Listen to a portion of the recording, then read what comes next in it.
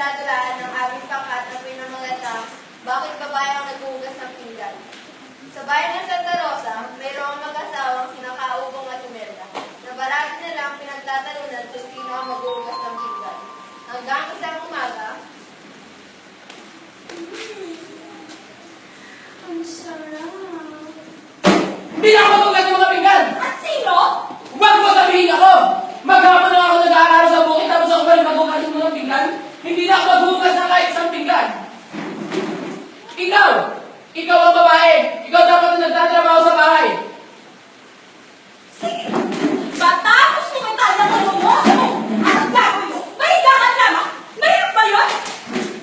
Hindi ako. Ako na nagbubuhat ng sarili. Ako na naglalaba.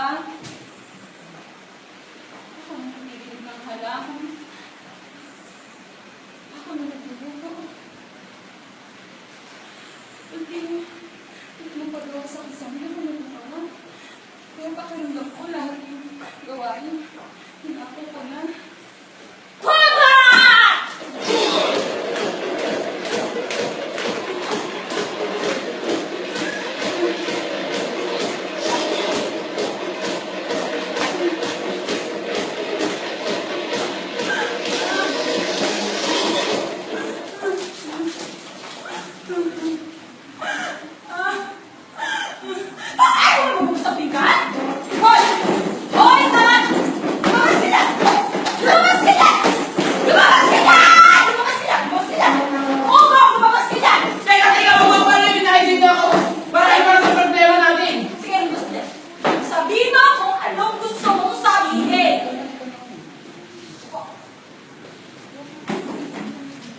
Alam mo, hindi na dapat natin magawain yan. Idaan na lang natin sa isang paligsahan. Bawal magsalita kapag sinabi kong umpisa. So, kung sili matatalo siya rin nagbubukas ng bigan? Oo! At kapag natalo ka, ikaw palagi maghugas ng pinggan. Uy! Chicken yan! Alam mo kung bakit? Kasi ako, kahit isang buwan ko tumitikong itong bibig ko, kaya ko, ikaw. Hindi, alam mo kung bakit? Kasi yung tingong kalabaw mo, kinakausap mo. We, talaga lang ha? Oo. Game ka na ba? Game na!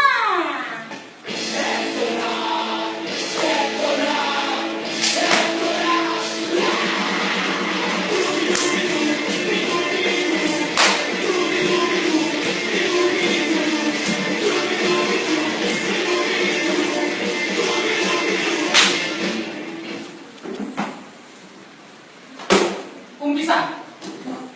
Joke lang, baby ko. Umpisa! Imelda! Pare ko! Papasok na lang ako ah!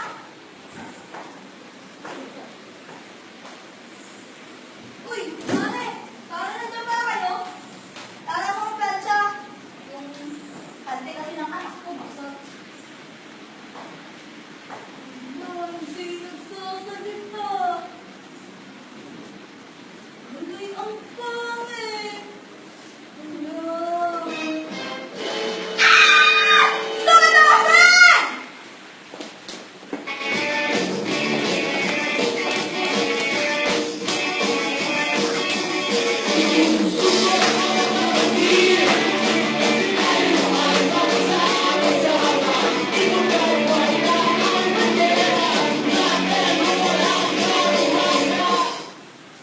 oh my God! What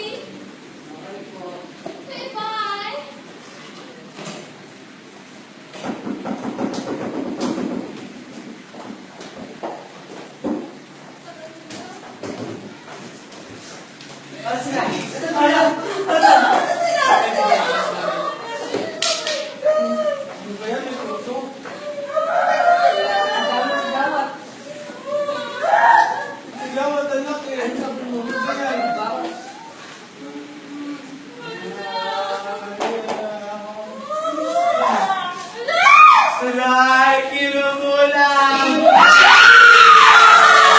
Yan lang siyang... Aha! Ang gagawin niyo sa kanila?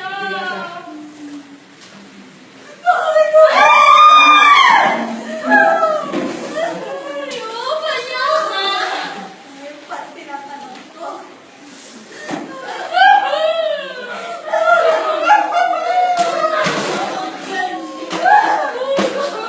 Martilyo!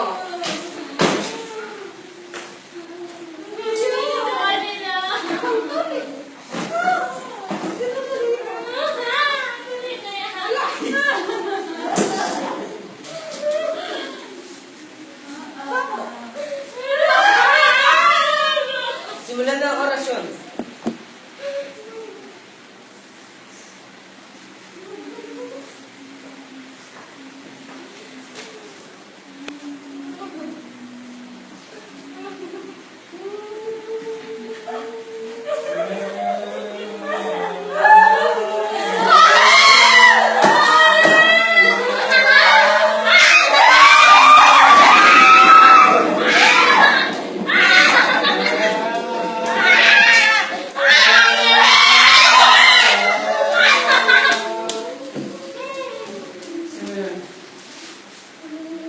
Son un espíritu.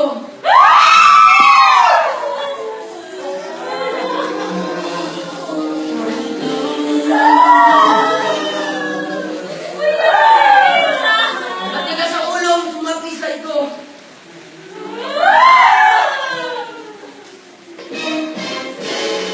Ang orasyon. Ganda. Ang gagawin niyo sa kanya?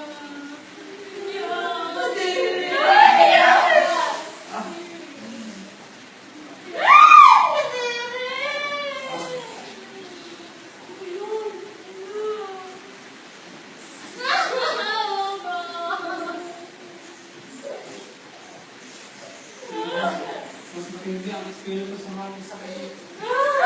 Sabi kayo.